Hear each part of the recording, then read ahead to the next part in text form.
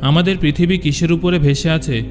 যদি আপনি একজন কৌতূহলী মানুষ হয়ে থাকেন তাহলে কখনো না কখনো এই প্রশ্নটা নিশ্চয়ই আপনার মাথায় এসেছে, কি তাই তো? আর যদি আপনি এই বিষয়টা ভালোভাবে জেনেও থাকেন তাহলে হয়তো আপনি এটা জানেন না যে পৃথিবী কেন সর্বদা সূর্যের চারদিকে প্রদক্ষিণ করে চলেছে।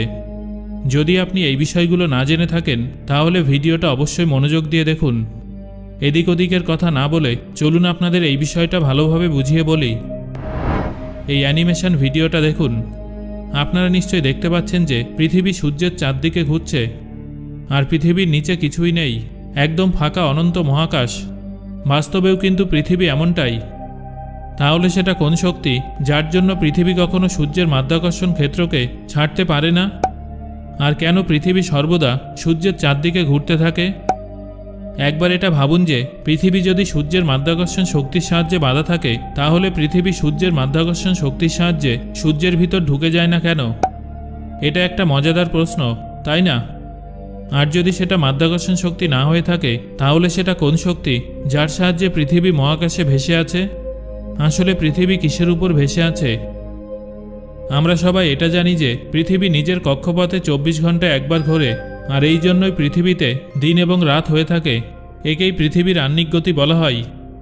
আর এই মোশনের সাথে সূর্যের চারদিকে পৃথিবী প্রদক্ষিণ করতে থাকে, যার ফলে পৃথিবীতে 1 বছর পূর্ণ হয়। একে পৃথিবীর বার্ষিক গতি বলে। এবার আপনি এই আহ্নিক গতি এবং বার্ষিক গতির মধ্যে কনফিউজড হয়ে যাবেন না। পৃথিবীসহ সৌরমণ্ডলের সমস্ত গ্রহ সূর্যের বিশাল মাধ্যাকর্ষণের জন্য সূর্যের চারদিকে চক্কর কাটতে থাকে। এবার প্রশ্নটা হলো, সূর্যের মহাকর্ষীয় ক্ষেত্র কিভাবে এত বিশাল হলো? চলুন বিষয়টা বুঝে নিই। ধরুন এটা মহাকাশ। এই যে অন্ধকারে কালো কালো ফাঁকা জায়গাগুলো দেখছেন, এই মহাকাশ একটা অনেক বড় চাদরের সমান, যার উপর সূর্য একটা অনেক ছোট এবং ভারী বলের সমান জায়গায় আছে, যা স্পেস টাইম অর্থাৎ চাদরে গর্ত তৈরি করেছে। আর সূর্যের দ্বারা তৈরি এই গর্তের কারণেই বাকি ছোট ছোট বলের মতো গ্রহগুলো এই বড় বলের দিকে আকৃষ্ট হতে থাকে। সূর্যের দ্বারা স্পেস টাইম অর্থাৎ চাদরে তৈরি এই গর্ত অনেক বড় মহাকর্ষীয় ক্ষেত্রে নির্মাণ করে। এই থিওরিটা মহান বিজ্ঞানী আইনস্টাইন মহাকাশে গ্র্যাভিটির মেকানিজমকে বোঝানোর জন্য বলেছিলেন, যাকে জেনারেল রিলেটিভিটি থিওরি বলা হয়। এই থিওরি অনুযায়ী স্পেস টাইমে থাকা কোনো বডি স্পেসকে সামান্য বেন্ড করে নিজের কিছু দূরত্বের মধ্যে হেলিওস্ফিয়ার রিজিয়ন তৈরি করে, যার ভিতরে কোনো পিণ্ড চলে এলে সেই বড় পিণ্ডের চক্কর কাটতে থাকে। এবার দেখুন পৃথিবী এবং সূর্যের সাথেও ঠিক এমনটাই হয়েছে। পৃথিবী সূর্যের স্পেস টাইমের কার্ভেচার এলাকায় আসার কারণে সূর্যের চক্কর কাটতে থাকে, কিন্তু পৃথিবী সূর্যের ভিতরে প্রবেশ করে না কেন?